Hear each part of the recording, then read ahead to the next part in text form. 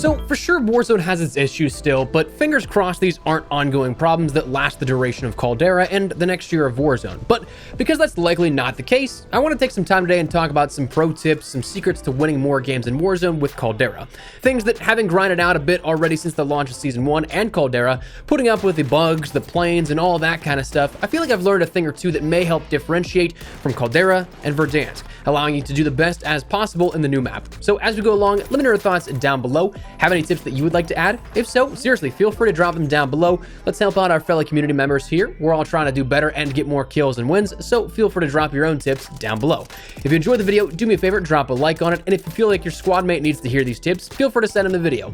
As well, if you're new to the channel, you'd like to help us out on that road to 500,000 subscribers while staying up to date with all things Warzone, whether that be guides, tips and tricks, and anything COD related, hit that subscribe button. I'd love to have you in the community. If you're part of that nearly 70% of viewers who are not subscribed, maybe consider. So that said, let's jump into the tips and how you can improve your game and get more wins. So first and foremost, a lot of things come down to preparation. Even before you queue up for your very first game, there are things that can help you do better. We've talked about this on the channel plenty of times, so I don't want to go too far in depth, but make sure to check out your settings, things that feel good to you, your square minimap, rotation on, I would highly recommend that. Get your sensitivity, your aim settings right. There's a various number of different settings you can use that can help custom tailor your experience to you in particular. Not only one thing that I can say, do this, this, and this, and it'll perfect your aim, your sensitivity, and all that. Really comes down to how you feel. So make sure you at least check out all of that stuff. One thing that I don't know if we've talked about before, but if you're on PC and you play around with this, you can end up overclocking your controller as well. This meaning that you can end up taking that natural couple of millisecond delay that PlayStation 4 or Xbox controllers have. You can take that and cut it down to only 1 millisecond of response time, meaning that that feedback you give your controller is almost instantaneously recognized in game, and that helps tremendously, whether it be just simply moving around the map, getting a little bit more fluent in terms of your attack sprint, your slide cancels, whatever the case, or if it comes down to that split-second differential in gunfights, it can make a difference. Going through on how to do this is a little bit more technical in one particular element than I want to go into with this video. It'd take a little bit too much time, though if you guys are at all interested, I'd highly recommend Nameless, former COD pro and caster. He ended up putting up a great video on his YouTube channel. You can just search up Nameless controller overclock if you'd like to see more and a full breakdown on how to do that. Now, once you actually get into the game, though, it comes down to a lot of things. BR is a very situational game. Every single game is going to be different. So some things that you can do to help yourself out here is, since the change with loadouts in Caldera, become familiar with the ground loop. This changes every single season or so there's no way to be like, practice with these weapons and these weapons alone and get familiar with them, but the more you end up playing, the more it'll feel natural to you. Speaking of practicing though, one thing that I do love to do whenever I jump into games is warm up, whether it be warming up via plunder, in MWMP with bots, just something to help get that aim feeling good, to feel comfortable on the sticks or mouse and keyboard, whatever you're playing on. To get a feel with everything you'll be playing with, jumping in for just a couple of minutes before you queue up for your first match, that helps out greatly. If you go in cold, odds are you'll lose a lot more gunfights if you're not warmed up. So get that aim warm. Now, early game, whenever we talk about how you can maximize your potential in staying alive, getting more kills, and ultimately winning more, is utilize utility, utilize it early, and utilize it often.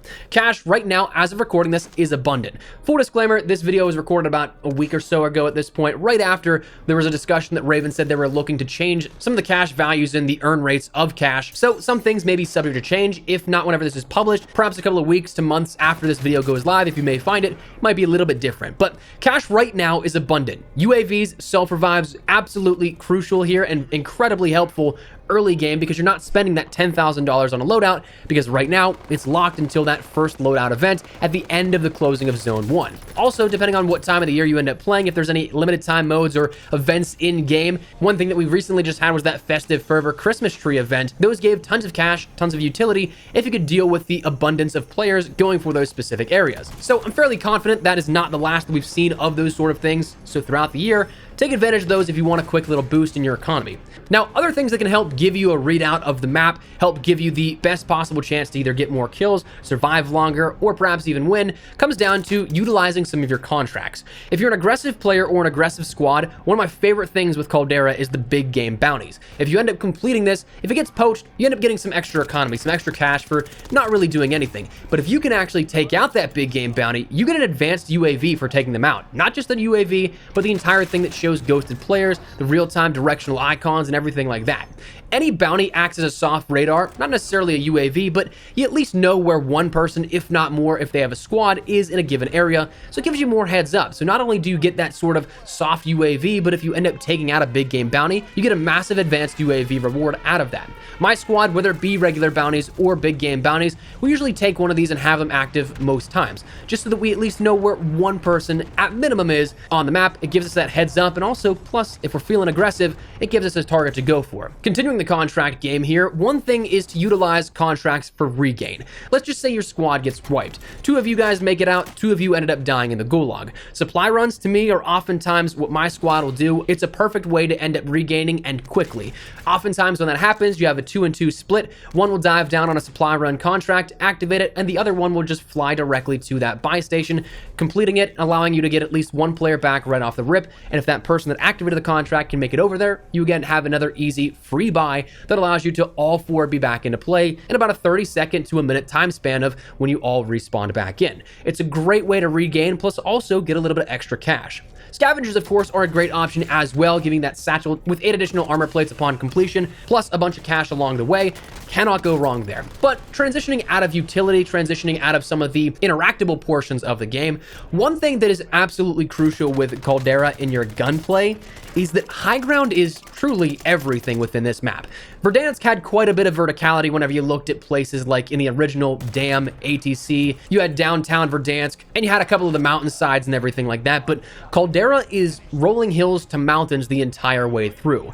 High ground is absolutely key. If you end up having high ground, you can back off, heal, and people would have to push to you. But if you're stuck in low ground, you have almost nowhere to hide at that point, and it makes getting out of a pinch situation incredibly hard. So make sure that you're accounting for that elevation. Make sure you're trying to get the upper hand quite literally in any engagement that you can, because it can just save your life here in a lot of situations. Now, also in terms of gunplay, challenge what you're comfortable with. Don't try to solo a 1v4 for those heroic moments if you don't feel confident enough to do so. Yes, it would make an insane Twitter clip, it'd make your party that's spectating you go absolutely wild, but there's so many times when I enter a gunfight and I'm like, I probably shouldn't do this. I know my limits as a player. A lot of the times a 1v4 is out of my element, and oftentimes that gut feeling is right. So what do? I just would cost my team control for numbers, cash for a buyback, whatever the case, if I did push that. So if you're not comfortable in taking whatever situation may be in front of you, there's no shame in backing off, regrouping with your team, and taking it on as a squad, or if they're dead, backing out and trying to gain some utility to end up buying your squad back. Talking about comfort, talking about playing smarter in terms of using your environment around you, make sure that you're utilizing rotations. This goes for anybody, the person that's slow turtled in a corner, or the person that's aggressive playing every single game to the fullest extent here. If you're aggressive, move early, move often. If you're passive, play the perimeter. There's no shame in either, it just comes down to what you're comfortable with. If you're aggressive, that move early, move often things means that you want to clear as many spaces as you can. You don't want to get caught in a pinch situation where you get pinned down by a player. If you're always on the move, going from cover to cover, point of interest to point of interest, chances are the only time you'll end up be caught out is if you're in an open area, which if you take vehicles is a little bit harder to do. But if you're a passive player, play that perimeter of the zone. Not necessarily ride the zone, but if you can cut down on some of the area that you could be targeted, that's going to help out tremendously and rotate with that zone then at that point. So it just comes down to what you're comfortable with. Now, if you're going for wins, pay attention to and use the current meta. I'm all for variability in loadouts and oftentimes get bored of using the same old weapons, but when you're in a certain bracket of play, you'll probably see limited weaponry outside of the meta, and when weapons are statistically better than others, you'll just put yourself at a disadvantage if you don't compete with the same arsenal, again, if you are going for wins. If you just want to mess around, have some fun with different guns, try and get some kills with that, there's no problem with that whatsoever. But if you're going for high kills, high wins, that's something that you definitely want to be aware of the current meta. Which, of course, check out the channel and other videos we put up of the top 10 loadouts of each season, mid-season, whatever the case may be. We'll have one here either shortly after or maybe already up on the channel since the mid-season update of Season 1. Then finally, in terms of your gameplay strategy, play smart. That might sound like a very simple one, but truth be told, keep it simple. There are absolutely times to risk it for the biscuit, but if that little voice in your head says, maybe don't challenge it, oftentimes it can be right. If your goal is to win, play it smart, play it cool, take those engagements and those certain situations that you know that you can win and back off from those that you don't. finally, one of the biggest things here that I honestly think can be deserving of being at the beginning of this video, talking about sort of setup, but at the same time, it's not for everybody. A lot of people play solos, a lot of people play duos, but if you're playing with a squad, make sure that you know the map, you have good communication, and you're talking with each other constantly.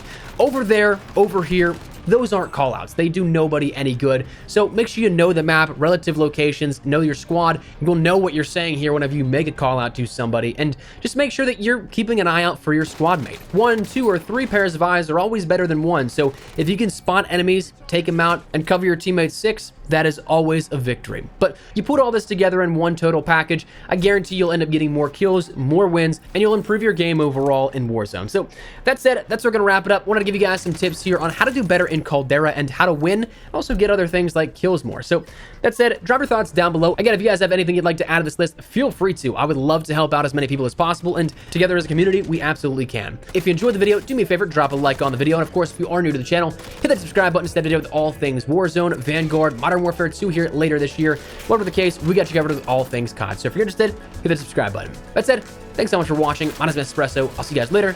Take care, and peace.